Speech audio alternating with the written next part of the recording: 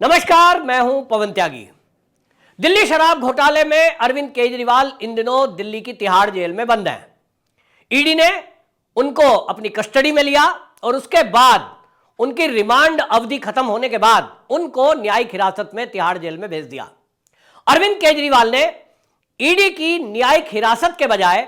ध्यान करने वाली बात यह है कि ईडी के जो उन्होंने रिमांड पर लिया था उसको हाई कोर्ट में चुनौती दी।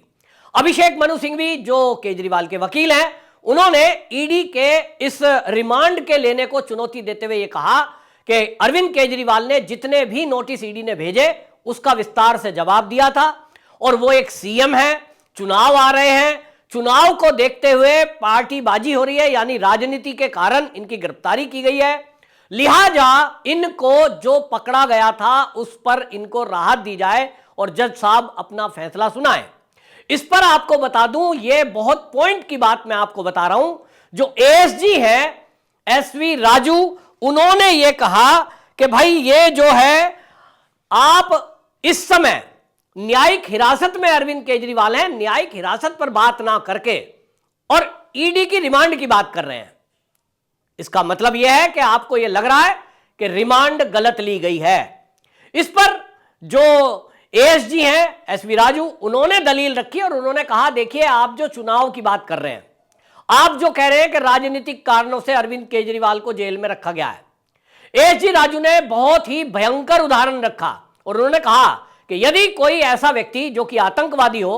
और वो राजनीतिक पार्टी भी बना ले, राजनीतिक पार्टी का सदस्य भी हो और वो यदि कोई एक बम ब्लास्ट कर दे और कई लोग उसमें मर जाएं, तो क्या वो ये दलील देकर छूट सकता है कि साहब मुझे चुनाव में प्रचार के लिए जाना है,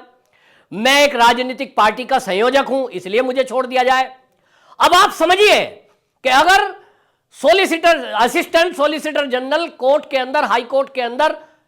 इस अरविंद केजरीवाल की तुलना एक आतंकवादी से कर रहे हैं, उदाहरण दे रहे हैं, मामला कितना भयंकर हो सकता है।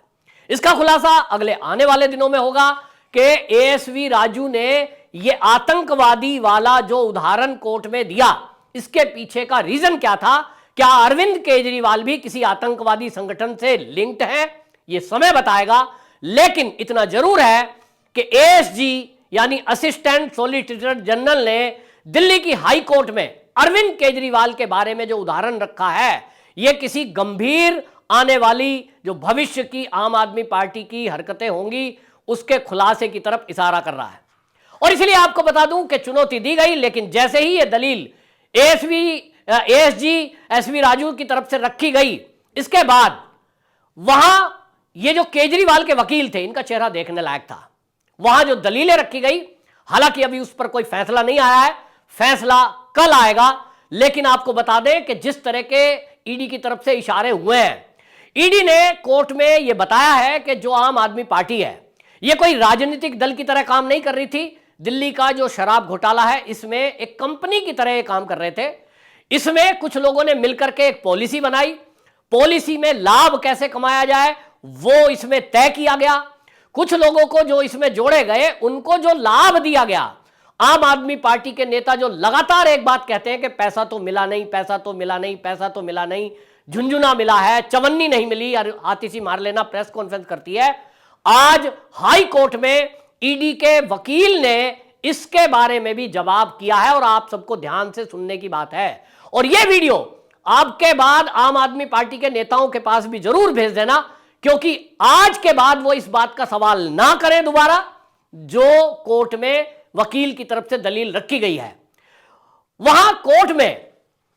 असिस्टेंट सॉलिसिटर जनरल जो ईडी की तरफ से प्रस्तुत हुए थे एसवी राजू, उन्होंने बताया और उन्होंने उदाहरण के साथ बताया कि दिल्ली की शराब घोटाले में जो रिश्वत ली गई, वो रिश्वत का पैसा आम आदमी पार्टी के चुनाव में खर्च हो गया। वहां कैश में पैसा पहुंचा और 45 करोड़ रुपए उसमें गोवा के चुनाव में खर्च कर दिया गया। और जब चुनाव में खर्च हो गया तो पैसे के मिलने का सवाल ही नहीं है। बाकी जो पैसा है 65 करोड़ के करीब, वो कुछ लोगों में बांट दिया गया और वो भी कैश में बांटा गया, क्योंकि पैसा खर्च जहां जहां हुआ है उसके सबूत हमारे पास हैं। ईडी के पास वो गवाह मौजूद हैं जो हवाला कारोबार करते हैं और उन्होंने गोवा चुनाव में वो पैसा पहुंचाया। ईडी के पास वो गवाह भी हैं जिन विधायकों को चुनाव लड़ने के लिए, विधानसभा का चुनाव लड़ने के लिए आम आदमी पार्टी ने वो पैसे वितरित किए। अब ईडी के पास वो भी गवाह हैं जिन्होंने वो 100 करोड़ रुपए रिश्वत दी, जिसमें के कविता भी शामिल है और उसमें सरकारी गवाह भी बने हुए हैं। और ईडी ने फिर अरविंद केजरीवाल और पूरी आम आदमी पार्टी के एक करारा तमाचा दिया और उन्होंने कोर्ट में यह बताया बाकायदा उदाहरण के साथ कि यदि मान लीजिए कोई आदमी किसी का मर्डर कर दे और हत्या करने के बाद जिसकी हत्या की है उसकी लाश को जला दे, तो क्या यह माना जाए कि लाश नहीं मिली है तो मर्डर नहीं हुआ है? और उस व्यक्ति को जिसके बारे में सीसीटीवी फुटेज है, सबूत हैं, गवाह हैं और पूरे एक इलेक्ट्रॉनिक एविडेंस के बाद भी क्या यह कहा जा सकता है कि साहब, जज साहब, लाश तो मिली नहीं, लाश नहीं मिली तो ये जो आरोपी है इसको छोड़ दिया जाए? जज साहब इस पर मौन थे, क्योंकि यह सटीक उदाहरण है उस बात का, उस प्रश्न का उत्तर है जो आम आदमी पार्टी के नेता हमेशा उठाते रहे हैं कि पैसे तो मिले ही नहीं। पैसे हैं कहां? अरविंद केजरीवाल के घर से कुछ नहीं मिला, वो साहब मनीष सिसोदिया के घर से कुछ नहीं मिला, संजय सिंह के घर से कुछ नहीं मिला, तो पैसा गया कहां? इसका उत्तर हाई कोर्ट में दिया गया है। और मैं समझता हूं इसके बाद भी अगर आम आदमी पार्टी के नेता झूठ परोसने का काम जारी रखेंगे तो मैं तो कहता हूं कि इस बारे में उनके ऊपर एक केस कर देना चाहिए। इस तरह से झूठ बोलकर देश की जनता को बरगलाना और कोर्ट पर सवाल उठाना, ईडी पर सवाल उठाना, ईडी को बीजेपी कह देना, ईडी को मोदी का एजेंट कह देना, यह अपने आप में एक अपराध है। दूसरा आपको बताऊं, यहां जो बातें हुई उन बातों से एक बात बिल्कुल और साफ हो गई और वो ये कि ईडी ने जो दलीलें रखी हैं, ईडी ने बताया कि ये जो चुनाव में पैसा खर्च हुआ है, ये चुनाव में रिश्वत का पैसा खर्च हुआ, यहां कुछ लोगों ने कैश में रिश्वत ली है और इसका पैसा क्योंकि चुनाव में खर्च हुआ, चुनाव में पैसा खर्च हुआ आम आदमी पार्टी के, और पार्टी क्या है? पार्टी कोई व्यक्ति नहीं है, एक संगठन है। और इसीलिए जिस तरह से कंपनियों को हम कभी ईडी जो है उन्होंने कहा पीएमएलए की धारा में हम कंपनी के ऊपर केस करते हैं, तो कंपनी क्या है? कंपनी कोई आदमी नहीं है। उस कंपनी के ओनर को पकड़ा जाता है, कंपनी के डायरेक्टर को पकड़ा जाता है, मैनेजर, कैशियर, बाकी चीजें होते होते असली जड़ कहां है भ्रष्टाचार की? तो कंपनी का डायरेक्टर उसके लिए जिम्मेदार होता है, तो डायरेक्टर गिरफ्तार होता है, ना कि कंपनी के एम्प्लॉई। ईडी ने उदाहरण रखा कि दिल्ली का जो शराब घोटाला है उसमें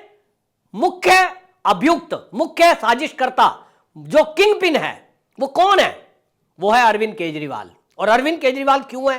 क्योंकि जो पैसा रिश्वत में लिया गया वो आम आदमी पार्टी के लिए खर्च हुआ और इसके लिए सुप्रीम कोर्ट भी कह चुका है कि पार्टी में पैसा खर्च हुआ, इसलिए आम आदमी पार्टी को पार्टी बनाया जाए।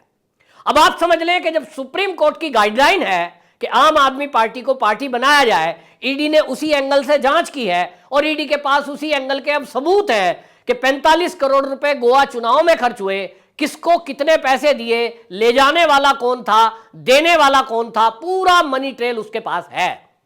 और अब यह दलील रखी गई है कि अरविंद केजरीवाल को इसलिए जमानत ना दी जाए, इसलिए जो जुडिशियल कस्टडी में रखा गया है वहां से ना छोड़ा जाए, क्योंकि अरविंद केजरीवाल ही आम आदमी पार्टी के कर्ता धर्ता हैं और पार्टी के संयोजक हैं। अब आपको बताता हूं कि इस दलील के बाद एक बात बिल्कुल साफ हो गई है, जो ईडी के सूत्र कह रहे हैं, अब यह इस दिशा की तरफ बढ़ गया है मामला कि क्योंकि आम आदमी पार्टी के अंदर भ्रष्टाचार का पैसा पहुंचा है, चुनाव में पैसा खर्च हुआ है, लोगों को पैसा मिला है। अब जिस तरह से पीएमएलए की धारा कहती है कि यदि कहीं भ्रष्टाचार का पता चले तो वो संपत्ति भी जब्त की जाती है, एजेंसी को बंद कर दिया जाता है, सीज कर दिया जाता है। यहां पर क्योंकि एक राजनीतिक दल है जिसका नाम आम आदमी पार्टी, तो अब आम आदमी पार्टी की संपत्ति जब्त की जाएगी। और यह भी हो सकता है कि ईडी रिकमेंड करे कि क्योंकि भ्रष्टाचार का पैसा आम आदमी पार्टी राजनीतिक दल में खर्च हुआ है, इसलिए ऐसी कोई राजनीतिक दल अगर वो भ्रष्टाचार के पैसे से चल रही है, उस पार्टी की मान्यता भी रद्द होगी, ऐसा ईडी का कानून कहता है। निश्चित रूप से अब ये इस तरफ केस बढ़ रहा है और हाई कोर्ट अब इस पर फैसला सुनाएगा। तो यह भी हो सकता है कि वो कह दे कि ठीक है, आपको अनुमति दी जाती है कि आप अब आम आदमी पार्टी की संपत्ति जब्त करें और आम आदमी पार्टी की मान्यता रद्द करने का भी ऑर्डर दिया जा सकता है। लेकिन क्योंकि अभी इस मामले में अरविंद केजरीवाल पार्टी का संयोजक है, अभी तक सीएम है, सीएम पद से इस्तीफा नहीं दिया है, पावर उन्हीं के पास है, और यह सब होते हुए ईडी की दलील यह है कि अगर इनको छोड़ दिया गया तो जो व्यक्ति को पकड़ने में हमें इतनी मेहनत लगी है, पूरी आम आदमी पार्टी के कार्यकर्ता सड़कों पर आ गए, पूरी दिल्ली को पंगु बना दिया गया, पंजाब से लेकर विदेश तक के भी लोग यहां धरने प्रदर्शन में आ गए, तब समझ सकते हैं। और एक उदाहरण कोर्ट में रखा गया कि जिस तरह से इंदिरा गांधी को एक बार सीबीआई ने पकड़ा था और पकड़ करके उनको हरियाणा ले जा रहे थे, बताते हैं वहां रेलवे का एक फाटक था, रेलवे का फाटक किसने बंद कराया ये तो अलग विषय है, लेकिन वो रेल का फाटक रेल आने की वजह से बंद हुआ और वहीं पर हजारों कांग्रेस के कार्यकर्ता पहुंच गए, चारों तरफ से सीबीआई की गाड़ी को घेर लिया। और ये एक उदाहरण इतिहास में दर्ज है कि सीबीआई पर इतना दबाव बना कि इंदिरा गांधी को इंट्रोगेशन के लिए ले जा रहे थे, ले जा नहीं पाए, वापस दिल्ली लाना पड़ा। यह उदाहरण कोर्ट में रखे गए और बताया गया कि केजरीवाल जितना ताकतवर है, पार्टी का संयोजक है, देश विदेश में इनके सदस्य हैं और ये इस समय सीएम भी है, तो इनके पास पावर है, ये भीड़ ला सकते हैं, हंगामा कर सकते हैं। और इसलिए हमारे पास कोई रास्ता नहीं था, हम घर में जितनी जल्दी जो सर्च कर सकते थे गैजेट्स ले आए, लेकिन पूछताछ करने के लिए हमें समय चाहिए और जब जब हमें आवश्यकता पड़ेगी तब तब हम इनको इनके घर से गिरफ्तार करने या पूछताछ करने जाएं, इसकी संभावना दिखाई नहीं देती। और इसलिए यह न्यायिक हिरासत में तिहाड़ जेल में बंद रहना बहुत जरूरी है। इन दलीलों के बाद पक्का कह सकता हूं, फैसला क्या होगा कोर्ट का ये तो जाने, जो कानून के जानकार हैं उनका कहना यह कि जिस तरह की दलीलें चली हैं, जिस तरह के सबूत और गवाह प्रस्तुत किए गए हैं, अब यह पक्का है कि अरविंद केजरीवाल को तो हाई कोर्ट से भी राहत नहीं मिलेगी, क्योंकि सुप्रीम कोर्ट की गाइडलाइन है और अगर हाई कोर्ट जमानत देता है तो उस पर कुछ ना कुछ उन्हें विशेष टिप्पणी लिखनी पड़ेगी। इस बीच आपको याद होगा, मैंने तो एक्स पोस्ट पर भी लिखा है कि एक ग्राउंड और बनाया गया, आतिशी मारलेना प्रेस कॉन्फ्रेंस करने आई, फिर सौरभ भारद्वाज आए,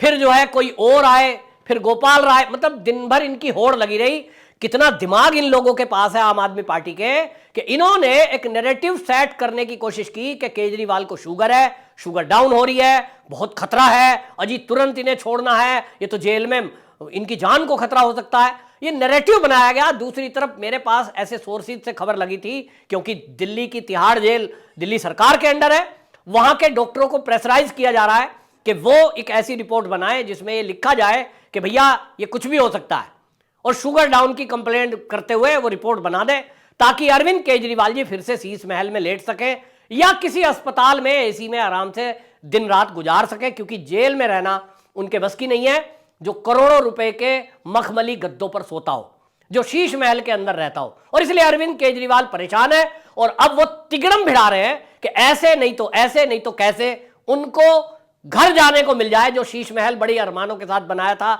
उसमें इतने मकान तोड़कर, पेड़ काटकर, क्या क्या उसमें विदेशी मार्बल लगाए, 32 लाख रुपए के तो बताते हैं, पर्दा एक एक है। तो भाई सपना देख रहे हैं, सपने में वहीं जाने की कोशिश कर रहे हैं। लेकिन अब जो दलीलें पेश हुई हैं उसमें यह आपको बता दूं कि अब बिल्कुल मामला साफ होता जा रहा है कि अरविंद केजरीवाल रिहा नहीं होने।